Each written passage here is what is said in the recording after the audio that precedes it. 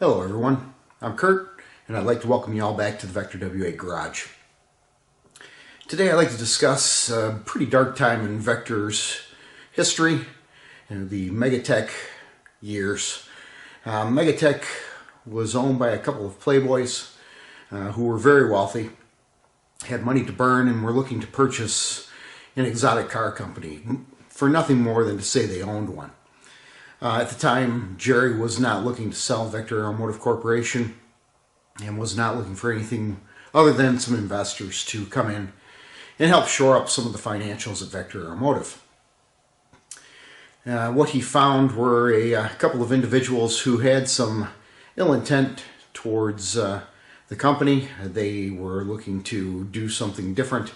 They wanted to own the company outright, so they were able to orchestrate a hostile takeover of Vector Automotive Corporation.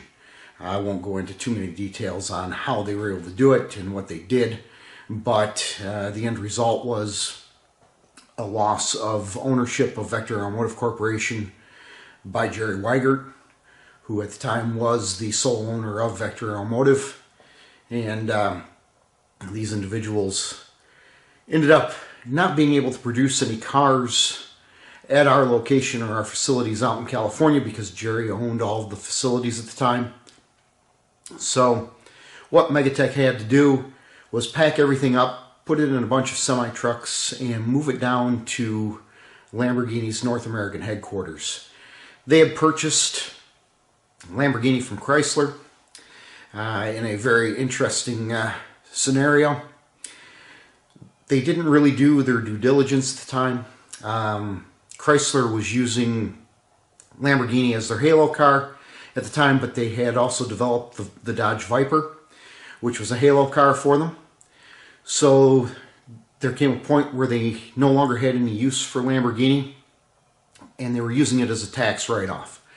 So every year they were producing 200 cars, which at the time was the Diablo two-wheel drive car, and they were putting all of those in storage or in other locations around the countryside of Italy because they weren't selling that volume of cars that they were producing.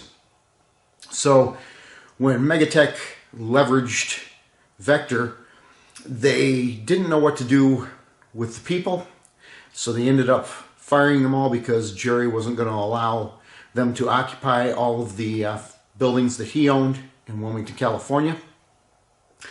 And so they packed everything up, moved it down to Florida, and they only took two individuals from Vector Automotive. One of them was a sales and marketing executive, and the other one was our head of composite. Without taking any of the experts that produced the W2, the W8, AWX3, and AWX3R, they weren't sure how to continue on with producing those automobiles. No experts, no way to produce them, no way to put them together. So what they did was, after doing their due diligence in Italy, finding all of these cars sitting around, they decided they had to do something with them. So all of these old production cars that were sitting there, they were going to take all of the aluminum bodies off of and reutilize those and repurpose them for the Diablo VT. The all-wheel drive car had a different chassis due to the drive shaft that had to go up to the front wheels. And so they ended up pulling those aluminum bodies off because the body didn't change any from the Diablo two-wheel drive to the Diablo VT. So they could reutilize the aluminum skins, but they were then left with these old VIN chassis that were sitting around that already had engine numbers associated to them, etc. And in order to keep with the Vector design cues, they needed to eliminate the transmission that was in the Diablo because the transmission came up through the tunnel and protruded into the interior of the car.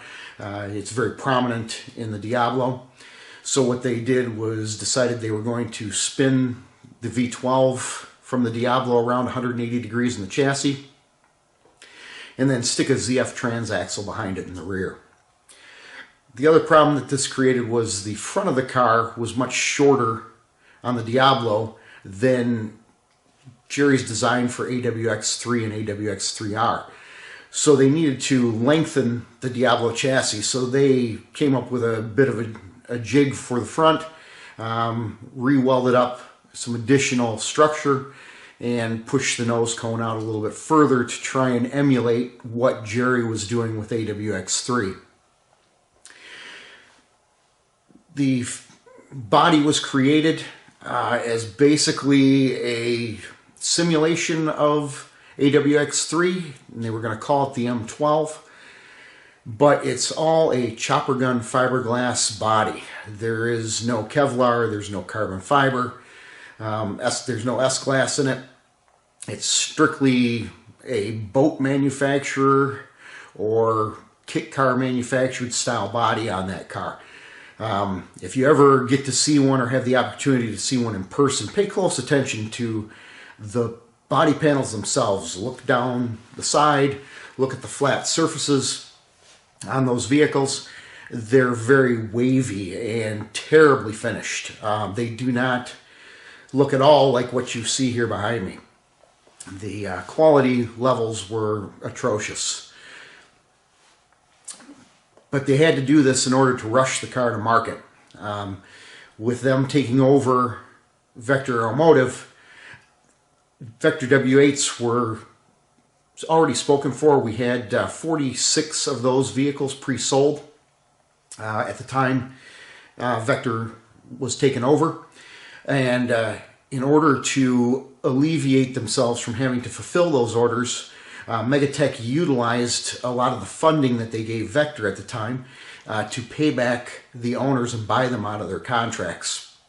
And what that did was freed them up from having to keep people's space in line for a W8. Now, once they got everything down to Florida, set up and established, they had a very limited window to start producing and manufacturing cars. That's why they just started sourcing parts from Lamborghini and putting something quick together. Once they did that, what you ended up with was a car that really had no specialty engineering. It had no specialty products in it. These cars, Jerry used aerospace as the basis for them. So there's a lot of very unique componentry that's in these automobiles, and the chassis design is very special. The body design is very special. The composites utilized to create the body at the time were unheard of.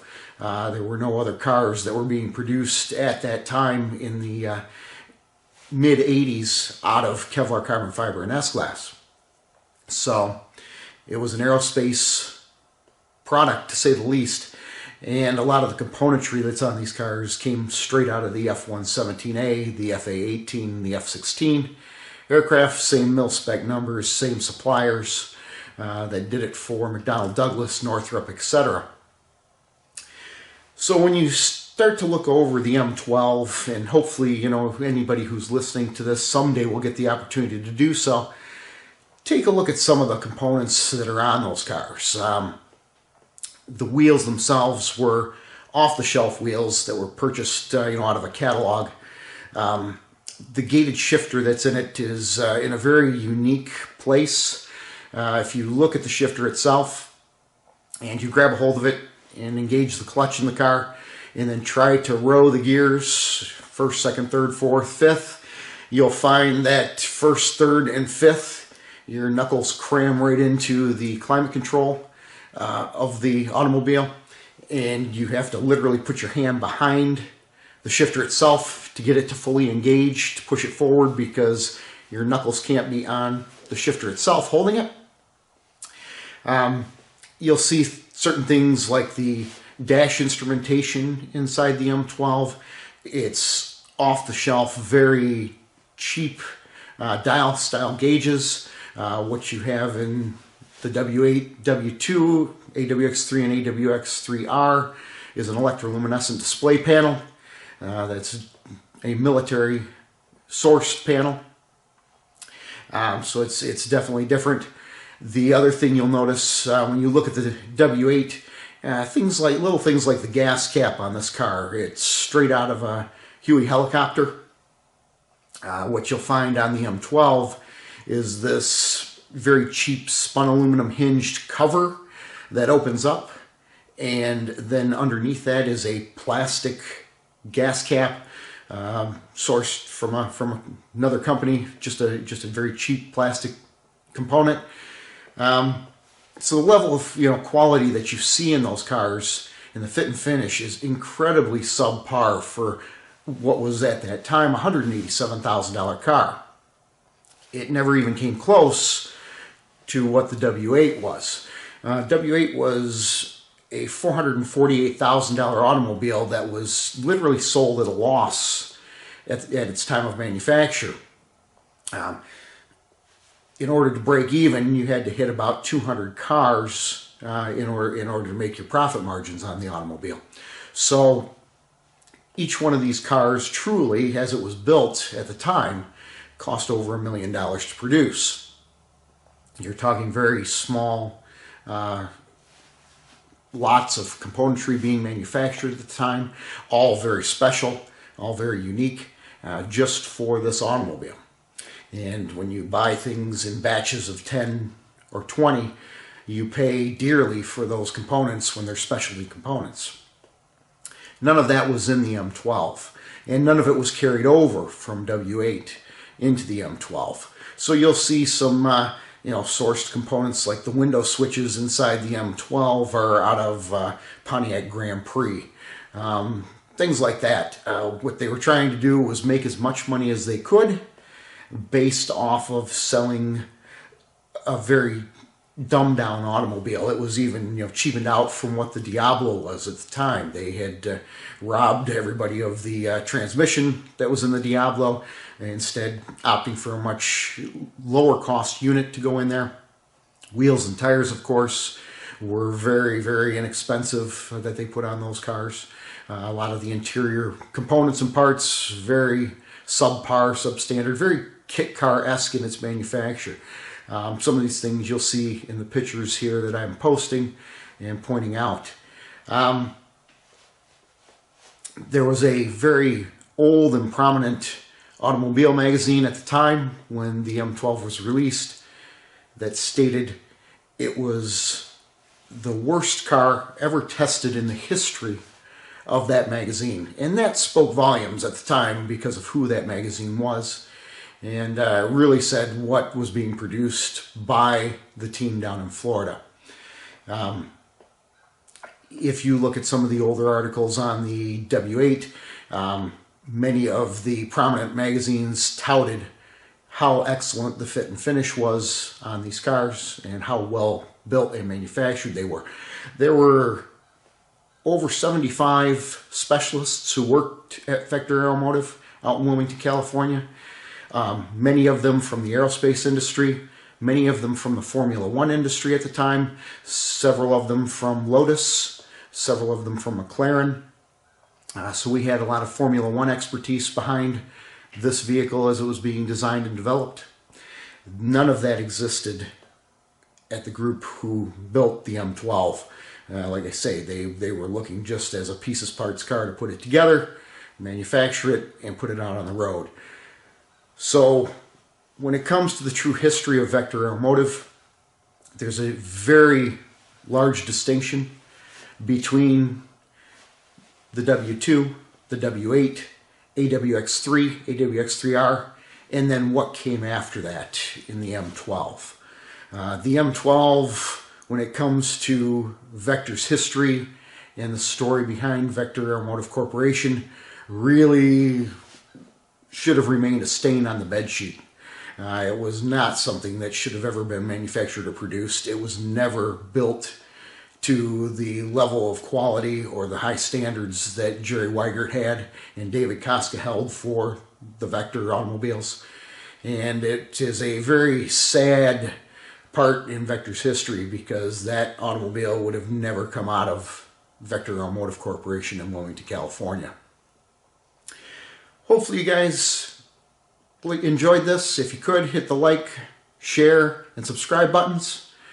I'd appreciate anybody who can contribute on Patreon because it allows us to keep bringing you some of this content.